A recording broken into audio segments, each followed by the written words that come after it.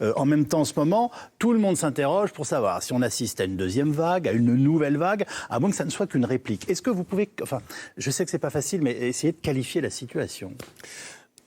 La situation, en tout cas, quand je vois vos chiffres là, ça fait quand même peur. A priori, ça fait peur. Et puis, on voit quand même un petit espoir, malgré tout, puisque j'ai vu, là, vers la fin, c'est que le nombre de cas positifs, donc de tests positifs, plafonne.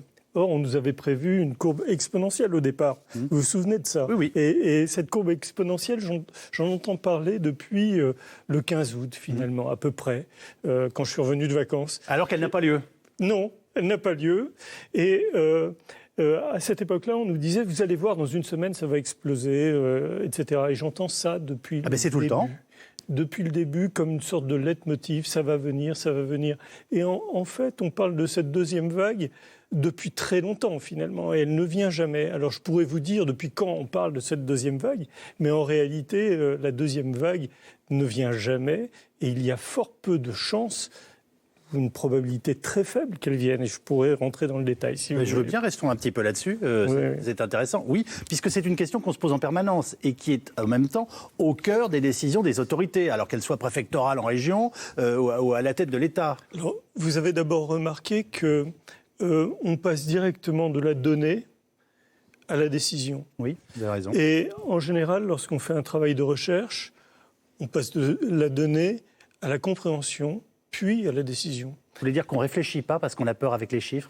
C'est la Donnez-moi de vous bousculer, mais voilà. En tout cas, la démarche scientifique commence d'abord par capter de l'information, à la traiter, y réfléchir, discuter, et ensuite diffuser finalement des conclusions et prendre des décisions. C'est vrai aussi. Mais là, il me semble que ça a été bypassé. Laurent Toubiana, est-ce que c'est vrai en médecine d'urgence?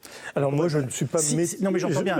Si dans ce cas-là, nous estimons être encore en ce moment dans une situation de médecine d'urgence, vous comprenez ma question? Justement, nous ne sommes pas en situation, de mon point de vue, nous ne sommes pas du tout en situation de médecine d'urgence. Nous sommes très loin, même, si vous voulez, en termes de... alors, je n'ai pas envie de rajouter des chiffres aux chiffres. Donnez-nous quelques critères, ça ne nous fera pas de mal. Mais non, mais on est en termes de... Si vous voulez, j'ai regardé ça tout à l'heure en venant. Pendant la période que moi j'appelle période épidémique et qui se situe entre le 1er mars et le 1er mai, il y a eu 50 jours, là un peu moins de 50 jours, et il y a eu 100 000 personnes hospitalisées. Oui. Et du 1er mai à maintenant, il y a eu donc environ 3 fois plus de temps, et il y a eu 4 fois moins d'hospitalisés pendant cette période. Si vous voulez, nous sommes typiquement dans ce qu'on appelle la dynamique d'une épidémie, l'histoire naturelle d'une épidémie, avec sa vague qui contamine toutes les personnes et qui expose finalement toutes les personnes qui sont susceptibles d'être exposées. Certaines d'entre elles développent une forme de la maladie qui peut être très forte, et puis une grande partie ne forme rien, mais forme quand même barrière. Et depuis, on va dire, le 1er mai, eh bien, on a une queue d'épidémie avec des cas, ce qu'on appelle des cas sporadiques. C'est-à-dire que nous ne sommes plus en état d'épidémie. Alors, je crois que vous avez été très clair. Ça amène une troisième question avant de donner la parole à nos autres invités. Est-ce que vous venez de nous dire gentiment qu'en fait, il n'y aurait pas de deuxième vague et d'une certaine façon, que les deuxièmes vagues, ça n'existe pas? Parce que Oui, je viens de dire ça. Oui, les deuxièmes vagues dans les épidémies qui attaquent la sphère ORL, comme c'est le cas pour le coronavirus, dans toutes les épidémies qu'on connaît, et on en connaît pas mal, les épidémies modernes, par exemple le MERS, le SARS, d'autres épidémies modernes auxquelles on avait pensé à des deuxièmes vagues. Oui. Elles ne sont jamais arrivées. Mais tout ça s'explique. On sait pourquoi. Mais on a toujours le spectre, effectivement, de la grippe, car la grippe est saisonnière. Elle arrive tous les ans. Mais en réalité, c'est à chaque fois une nouvelle épidémie, la grippe. Ce n'est pas toujours tout à fait la même. La grippe, c'est un mélange de virus qui circulent. Il y en a plusieurs. Et en plus, ça mute. Vous tenez des propos plutôt apaisants qui n'empêchent pas par ailleurs qu'on continue à prendre des précautions? On peut prendre toujours des précautions. Mais là, si vous voulez, on va au-delà de la précaution. La précaution devient folle. Allez-y. Nous sommes dans un... Alors, si vous voulez, dans le doute, effectivement, et dans l'incertitude, faut tenter de prendre le maximum de précautions, nous sommes d'accord. Mais toutes les précautions qui sont prises à l'heure actuelle, soit arrivent trop tard, c'est le cas par exemple des masques, des tests, si vous voulez. Les tests, c'est hallucinant ce qu'on voit là. C'est fou cette affaire. Et je reviendrai peut-être sur les tests. Mais vous me dites que le masque ne sert à rien en ce moment ? Pardon ? Vous me dites que le masque ne sert à rien en ce moment ? Oui, le masque ne sert à rien et je vais vous dire pourquoi. Je peux vous le dire. Bah, allez-y. C'est simple. Le masque ne sert à rien.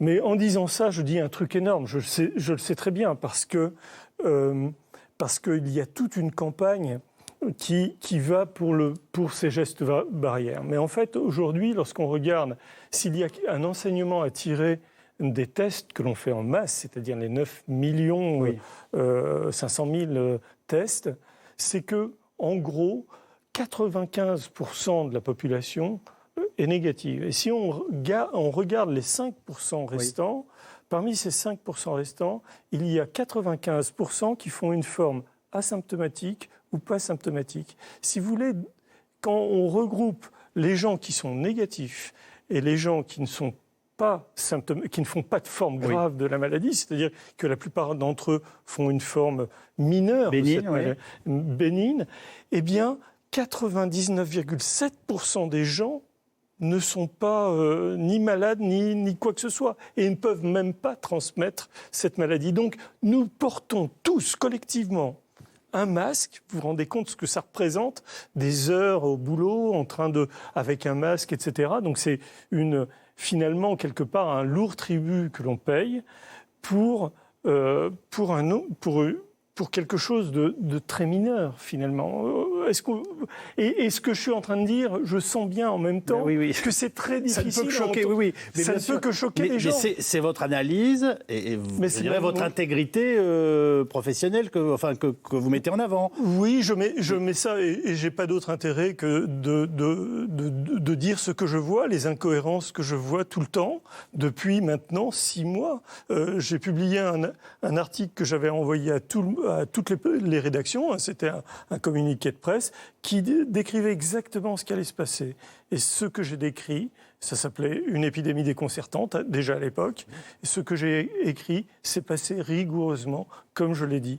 Donc, contrairement à beaucoup de gens qui ont prévu des tas de choses et qui se sont trompés énormément tout au long de cette épidémie, je veux dire que moi, avec le peu de données que j'avais et les connaissances que je connais depuis 30 ans sur les épidémies de maladies transmissibles, j'ai pu déterminer à peu près ce qui allait se passer. Et aujourd'hui, je vous dis qu'il y a très peu, une probabilité très faible pour qu'il y ait une seconde vague. Et le fait qu'il n'y ait pas de seconde vague, en fait, l'ensemble de cette construction s'écroule. Parce que s'il n'y a pas de seconde vague, tout le reste tombe.